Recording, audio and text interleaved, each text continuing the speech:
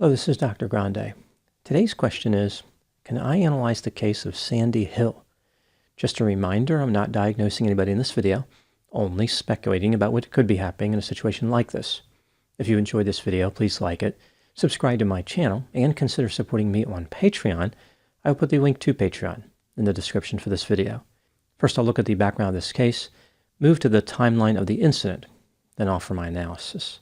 Sandy Hill was born on April 12, 1955, in California. Her father owned a portable toilet rental business and was quite successful. Starting when she was 10 years old, Sandy went on camping trips. She was extremely active physically and engaged in a number of outdoor activities. She soon found herself interested in mountain climbing. When she was 13, she reached the summit of a Wyoming mountain called Disappointment Peak. In 1977, Sandy married a man that she met in college, but they divorced in 1978. In 1979, Sandy married a man named Robert Pittman, who was best known as a co-founder of MTV. After Sandy graduated from college with a degree in art history, she moved to New York City and started her career. She had a few different jobs, including as a buyer for an upscale department store, a merchandising editor for a fashion magazine, and a beauty editor for Brides magazine. Eventually, Sandy found a job producing fashion-oriented television shows for the fashion division of RJR Nabisco. She stayed there until 1986. Sandy was a wealthy, high-powered socialite who was a powerful figure in the fashion industry. Her interest in fashion might appear to be incompatible with vigorous outdoor activity, but Sandy maintained her interest in climbing mountains. In 1992, she set out to climb the 7 summits, which are the highest mountains on each continent. Sandy wanted to be the first American woman to accomplish this goal. She started with Aconcagua in Argentina, and within 3 years had completed 6 of the 7 summits. The only one missing was Mount Everest. At 29,032 feet, Mount Everest is the highest mountain in the world. The area above 26,000 feet is considered particularly dangerous due to low levels of oxygen and terrible weather conditions. It is referred to as the death zone. Over the years, hundreds of climbers have met their end on that mountain. Many of their bodies are still there, serving as a reminder to those who dare challenge the power of Mount Everest. Sandy had tried to reach the summit of this mountain in 1993, but only made it to 23,500 feet. In 1994, she tried again, but was forced to turn back by concerns about avalanches. She was insistent on making a third attempt. Her interest in climbing Mount Everest appeared to involve more than just a personal sense of accomplishment. Sandy had started writing a book titled Summits of My Soul, which may have had a disappointing ending if she did not complete her mission of conquering all 7 mountains. Furthermore, Sandy was chasing other forms of publicity. She modeled climbing gear for Vogue and made arrangements with NBC to transmit information about her experiences on Mount Everest using a satellite phone. In addition to making preparations to gain popularity, prestige, and money, Sandy also committed to a vigorous physical exercise plan. Her training involved running up 26 flights of stairs to her apartment in Central Park West. She did this 8 times a day. Now moving to the timeline of the incident. In March 1996, Sandy Hill traveled from New York to Nepal to prepare for her Mount Everest journey, which was to take place in the month of May. To assist her in reaching the top of the mountain, Sandy paid $65,000 to a man named Scott Fisher. He was a professional guide who co-founded a company called Mountain Madness, which managed expeditions to the summit of Mount Everest. He was considered a very experienced and capable mountaineer. Scott's expedition for May 1996 comprised 19 people. In addition to Scott, there were 2 other guides, Neil Beetleman and Anatoly Bukreev. The guides would be assisted by 8 Sherpas and be helping 8 customers. Another 19-person expedition was being conducted at the same time. A man named Rob Hall was leading a group called Adventure Consultants. This situation meant that the mountain was a bit crowded. After joining the other members of Scott Fisher's Mountain Madness expedition, Sandy Hill spent a month at the Mount Everest base camp which is at 17,600 feet. On May 10, 1996, both the Mountain Madness and the Adventure Consultants expeditions initiated the final push to the summit of Mount Everest. They departed from Camp 4, which is at an elevation of 26,100 feet, the lower end of the death zone. Sandy Hill made it to the summit of Mount Everest at about 2:30 p.m. She may have had considerable assistance from a Sherpa as she attempted to descend a 40-foot wall of rock and ice called the Hillary Step. Her crampons became tangled in the ropes. Sandy appeared to be in bad shape. She was holding her ice axe in the wrong hand, and her footing was not steady. Not long after this, Sandy was completely out of energy. She asked another climber in her group named Charlotte Fox to give her an injection of dexamethasone, which climbers often refer to as Dex. It is a corticosteroid that is used to treat high-altitude cerebral edema. Dex is typically reserved for desperate situations. The Mountain Madness guide Neil Beetleman convinced another climber to switch oxygen bottles with Sandy because she was running low. When Neil gave her the new bottle, he cranked up the flow rate to high. He believed that Sandy was in significant danger at that moment, more so than any other climber in the group. Sandy wanted to rest, but Neil was insistent that they keep descending. A storm was moving in, and they had a 3-hour hike to make it back to Camp 4. Neil said to her, quote, "You've got to get the blank down, or you're going to die," unquote. As they descended, Neil was pulling Sandy behind him. The storm hit before the climbers made it to Camp 4. The winds reached 88 miles per hour, and the temperature dropped to minus 30 degrees Fahrenheit. The climbers could not see where they were going because of the snow and the darkness. Neil, Sandy, and several other climbers grouped together tightly with their backs against the wind in an effort to avoid freezing to death. At about midnight, now on May 11, the storm temporarily cleared. This gave the climbers an opportunity to continue their descent. Even though this was a good tactic for staying in the realm of the living, Sandy was too tired to walk or even crawl. Some of the other climbers, including Charlotte, were also in bad shape. Neil and 2 other climbers continued back to Camp 4, which was only about 1,250 feet away. They arrived at 1:30 a.m. and encountered the Mountain Madness guide Anatoly Bukrev, who had already returned from the summit. After being informed about the other climbers who were in danger, he made his way back up the mountain. When he found the climbers, they were alive, but had already given up on the idea of remaining that way. After giving Sandy oxygen, Anatoly took Charlotte back to Camp 4. After dropping her off, he once again ascended the mountain and made his way back to the distressed climbers. He told Sandy Hill to walk, implying that this was not the hill she wanted to die on. Sandy insisted that she was too tired and could not do it. Anatoly responded by dragging and carrying Sandy back to Camp 4. At this point, after having rescued Charlotte and Sandy, he was simply too tired to go back up the mountain.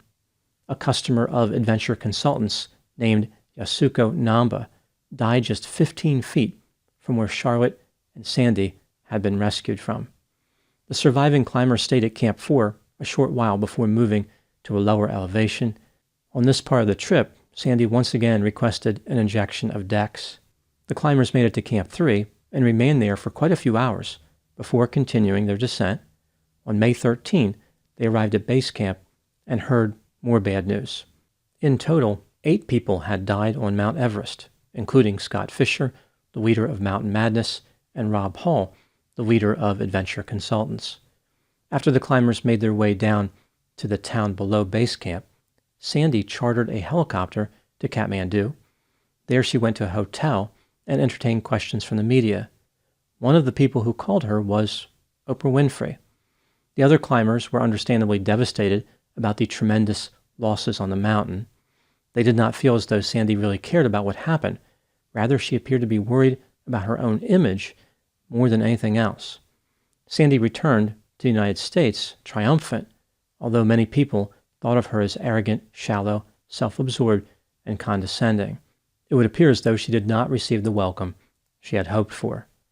In 1997, Sandy Hill and Robert Pittman divorced. The marriage may have been a failure, but the divorce was quite successful, at least for Sandy. She walked away with a $20 million settlement. She married again in 2001, only to divorce in 2011. Sandy Hill has defended her actions and demeanor on Mount Everest, but her reputation never recovered from the tragedy. Now moving to my analysis. Here are my thoughts on a few areas that stood out to me in this case. Item number 1. There is no question that both Neil and Anatoly saved Sandy's life, yet she never gave them credit for their heroism. When Sandy was stuck in the storm, she understood the desperate nature of her situation and had accepted her own death. It wasn't like she thought things were going to work out. If the two men who saved her life had not done so, there is no question that Sandy would have died on that mountain. When she was asked by the media about her lack of appreciation for the two gentlemen who saved her life, she responded with the incorrectly worded question, quote, "Which two gentlemen is that?" unquote. Her response was painful in many ways, including grammatically. Item number 2. Sandy Hill has been the target of significant criticism.